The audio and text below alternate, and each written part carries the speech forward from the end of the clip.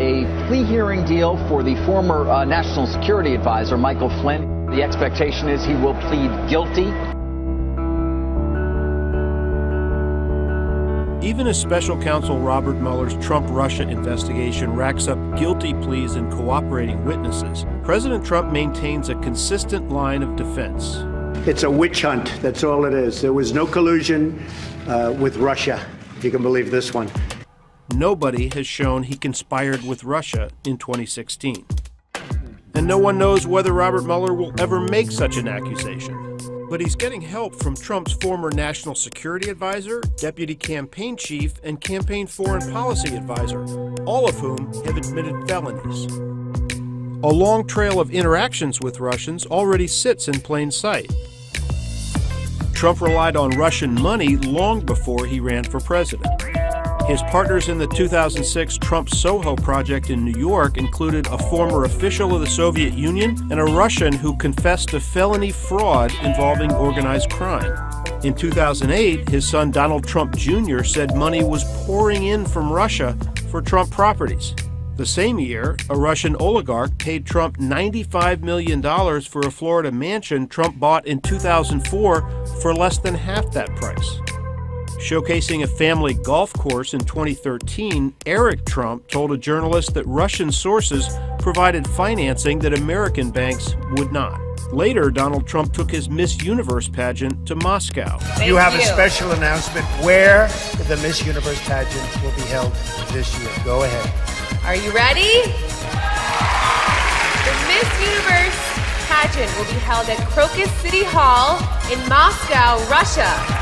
And he openly courted Russian President Vladimir Putin.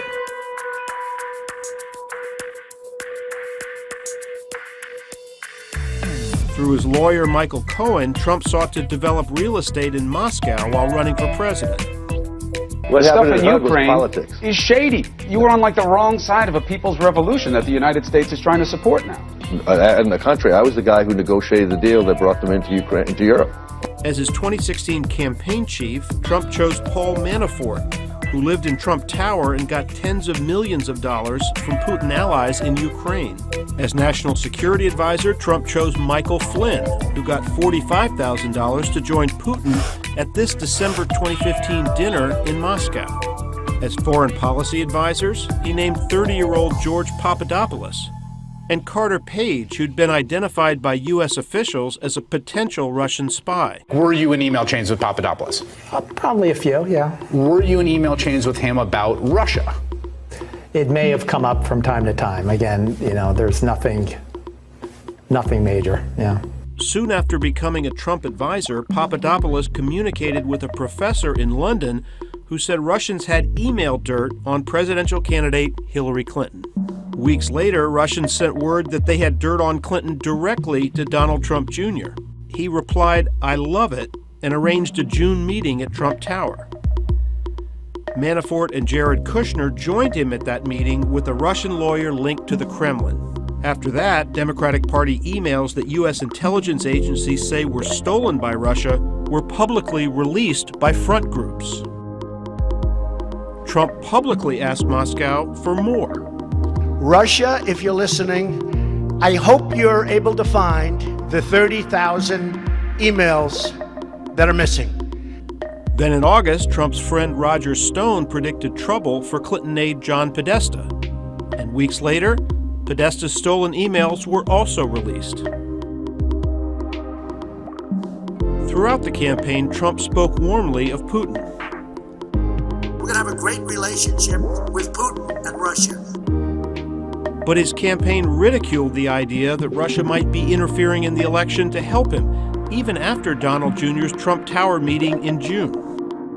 Well, it just goes to show you their exact moral compass. I mean, they'll say anything to be able to win this. I mean, I can't think of bigger lies, but that exactly goes to show you what the DNC and what the Clinton camp will do. They will lie and do anything to win. After the election, American intelligence officials declared that's exactly what Russia had done. Trump accused those officials of unfairly targeting him. Trump's vice president denied any campaign contacts with Russians. Of course not. Why would there be any contacts between the campaign? And he also said that Flynn's post-election conversations with the Russian ambassador had nothing to do with sanctions imposed by President Barack Obama. I talked to General Flynn yesterday, and the conversations that took place at that time were not in any way related to new U.S. sanctions against Russia or the expulsion of diplomats.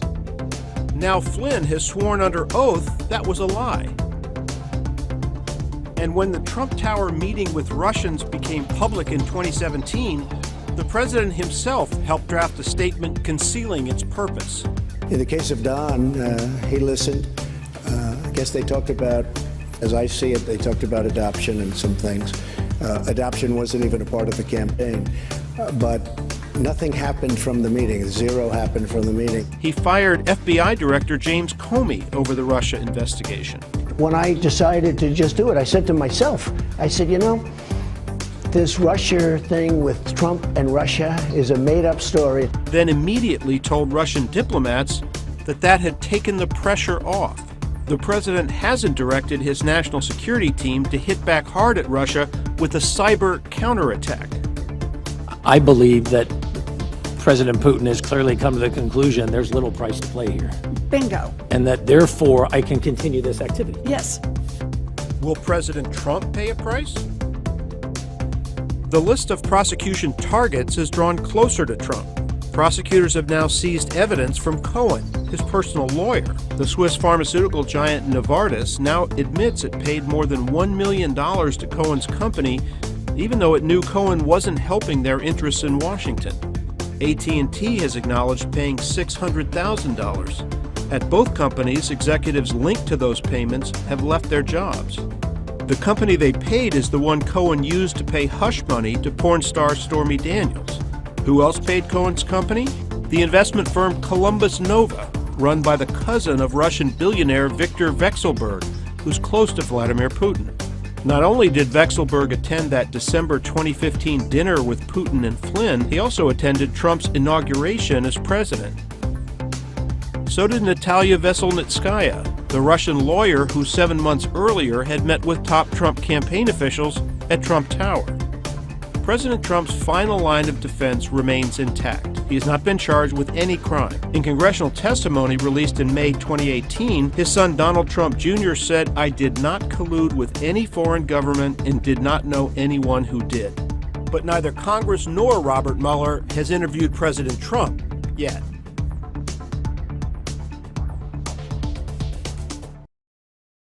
Hey there, thanks for checking out CNBC on YouTube. Be sure to subscribe to stay up to date on all of the day's biggest stories. You can also click on any of the videos around me to watch the latest from CNBC.